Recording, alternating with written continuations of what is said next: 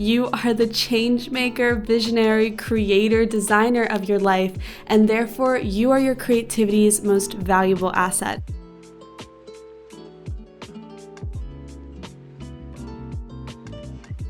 I want to start with a little thing I like to call superpowers and kryptonites.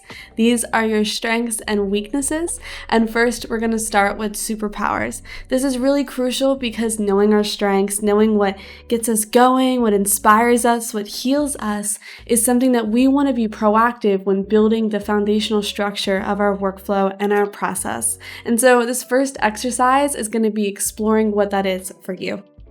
One of the things I think is really important is that utilizing your superpowers.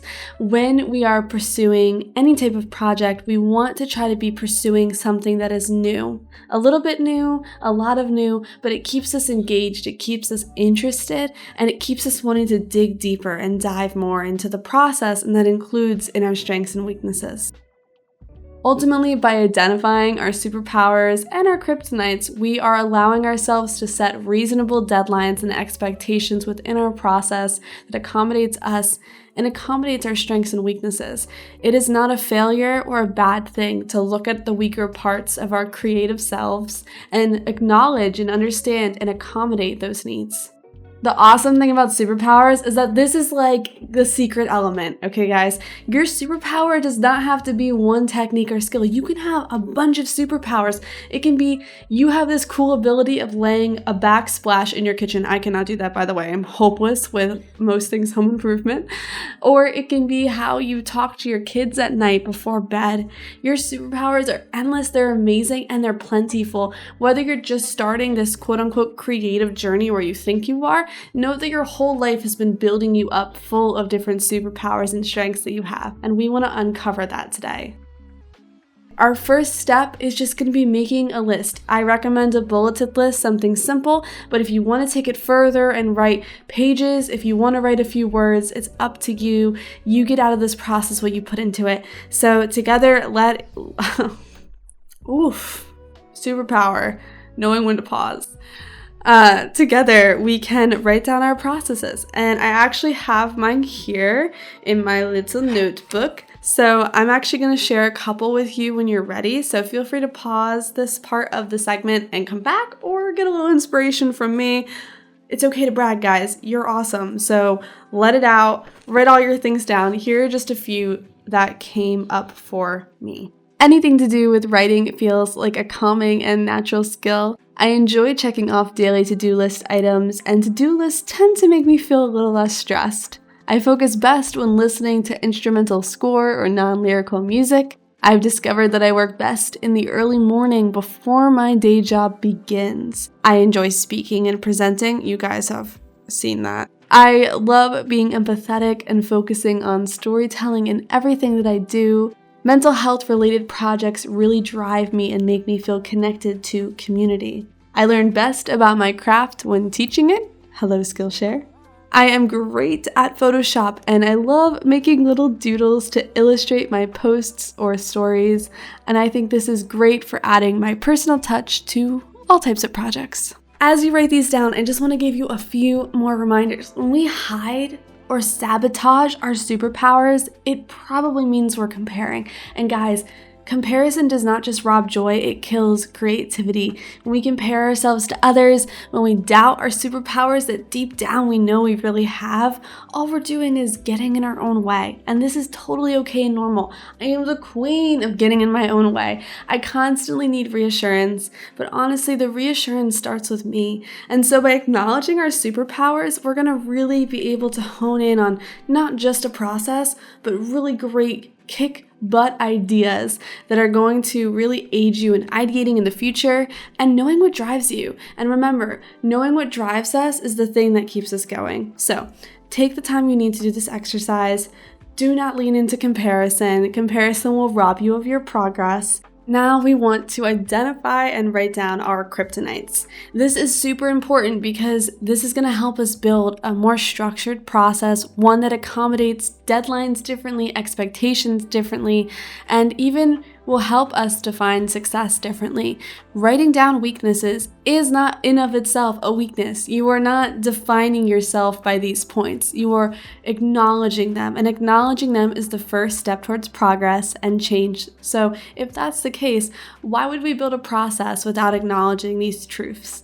It's going to be hard. It's going to be uncomfortable, but you have what it takes within you to do this, and know that it's temporary. Most things in life are temporary, including personality needs or physical needs or emotional needs or technical needs. So please know that this is not defining truths about who you are. Same could be said for your superpowers. Your superpowers are going to evolve and change and strengthen and weaken. It's part of the human experience. So we're going to take some time and write that down.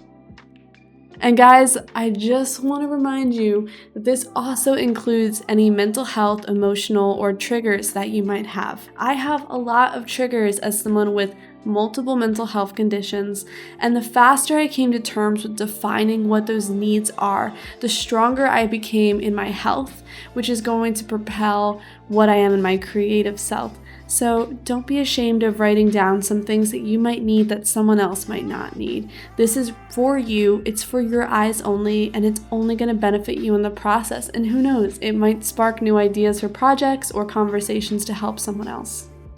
I'm going to read a few of my Kryptonites, and you can do this with me. You can pause, you can come back, you can get inspired by this whenever you're ready, but here I go. So, number 1 is I can easily get overstimulated in environments that are too loud, distracting, and sensory driven. Number 2, my anxiety often increases at night, so working in the mornings or daytime is best. Sometimes my intrusive thoughts about my appearance prevent me from doing certain types of things like social media. And yes, guys, even recording this class for me is hard. So here I am using a weakness and making it a strength. Number 4, I really struggle with understanding typography, and that impacts a lot of my graphic design layouts. Guys, I literally added like 4 new Skillshare classes all about typography the second I wrote this down a few days ago, so just know we're in progress. I notice I need extra time to organize and process when handling multiple projects. I have a tendency to overbook myself during the day and don't meet some of my milestones. If I don't write it down on my to-do list or schedule a time to do part of a project, I might get overwhelmed or not do it at all. I constantly need to silence my perfectionist voices, and I tend to overwork myself and not invest enough time into my physical health habits.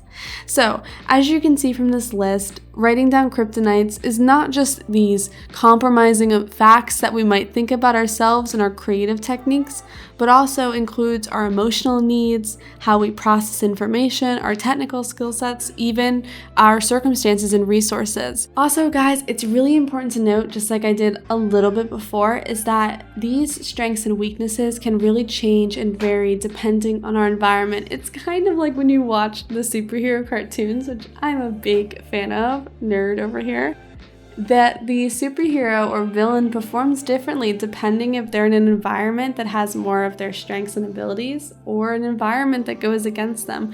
So also plotting these things out might help you figure out, what environment do I need to be working in? What boundaries do I need to set to be more creatively successful? And how can I crush procrastination now that I know these strengths and weaknesses?